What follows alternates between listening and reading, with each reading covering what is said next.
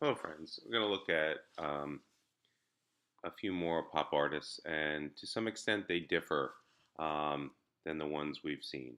Ed Ruscha, where I think he's very similar, where he might be considered part of the pop movement, has to do with his utilization of the signs and the commerce of the day. Um, did a lot of photographs and prints of gas stations from around the country and the automobile as a sort of transformative um, like mode um, for America and American growth. It's easy to see how that could capture um, sort of a cultural imagination. And he also has gone on, and it's considered outside of pop art. He's gone on to use text in his work quite a lot. So the signage is something that probably laid the foundations for his later work. Um, Here's another one of his. We looked at that briefly in the overview. Just taking the signage as it were. Um, and so he's someone to consider. He's part of that early pop group, but and could be considered a pop artist insofar as some of the works are pop. Jim Dine is someone very similar as well. He really differs from American pop artists. His earliest work, this is 5 Feet of Colorful Tools. He was very interested in how the tools themselves were an extension of the artist's hand, which is not particularly pop, right?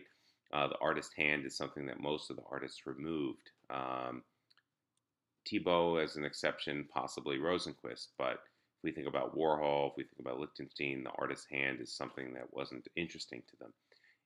That said, the sort of ubiquity of these tools and part of the culture and kind of elevating them to high art or accepting tools as a form of art here is something that would be consonant with pop art. And here's a later one, and you can see here how it's, even though this is done is printmaking, but the type of non-flat um, depiction, right, of the wrench and the surrounding area um, makes us question, even though this is much later than pop, 1973. It makes us question Jim Dine. He also is very well known for his heart pieces. I didn't include that here, but those heart pieces are very painterly, very emotional, and very unlike most pop artists. But Jim Dine is also lumped in with pop artists.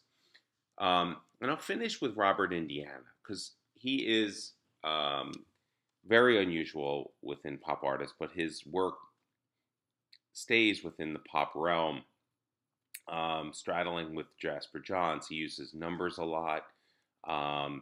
He uses text a lot, similar to Johns, and he uses the kind of colors and flatness of pop artists, and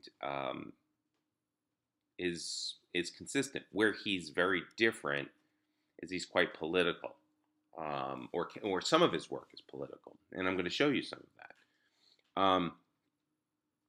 He would find these like kind of discarded pieces of wood and do these text pieces on them with stenciled, and this is eat, hug, die, and it goes all the way around.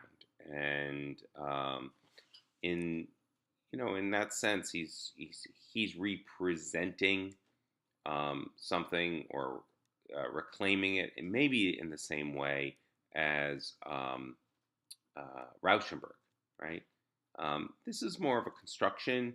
Again, he often uses numbers, and he makes these constructions out of found materials, like assemblages, and it's a piece called Moon. I think it's really beautiful. Um, so here's where he gets political, right? So aesthetically, this is very pop, and it certainly is. And here's another one, very pop, and another one, and another one. Okay, this one you probably know. It was even made into a stamp. There's a big sculpture of this in Manhattan. If anyone's visited on believe it's on Fifth Avenue by MoMA. Could be Sixth Avenue, actually, the more I think about it. All right, so here, Calumet, this piece refers to like Native American peace treaty, uh, kind of prior to European settlers coming over. So in this sense, he's being very political, thinking about some sort of political sphere that we're wondering, why is he doing it? Like, what does this mean? What is this significance? And here, he lived in New York City at the time, and I think he learned that there was a slave ship that came into New York Harbor, right? American Slave Company, New York, the Fair Rebecca. And so he's making this um, kind of ironic homage to it. Like he's drawing our attention that it existed, that it exists, right? Here's another one of the Rebecca. I'm not showing you all, but he also did a series of all the Confederate states, or I think maybe not all the Confederate states, but many of them. It was a Confederacy series where he sort of interrogates the complicity that these states had in kind of maintaining a um, worldview that hurt people, hurt African Americans, and so he was political, which is really interesting. Here he, I guess he lost, didn't pay his bill or lost his gas meter, and he wrote a little thing. Please excuse my irascibility, but I just lost my gas meter. Feel a little chilled toward the world. My loss did inspire a new painting, however. So you can see he's very graphic. He treats the gas works the same way he treats this sort of interrogation of the slave trade in America. And in that sense, it's very pop, right? It's using whatever the source material is in the same way. That said, he chose source material that's more challenging and political than the other pop artists.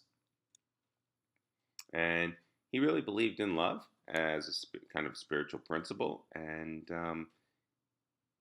he's, and you could argue that this is very similar to a Wesselman composition, right? The flatness and the way the colors pop against each other, and the overall composing of the piece.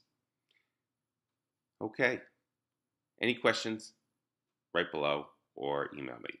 Thank you.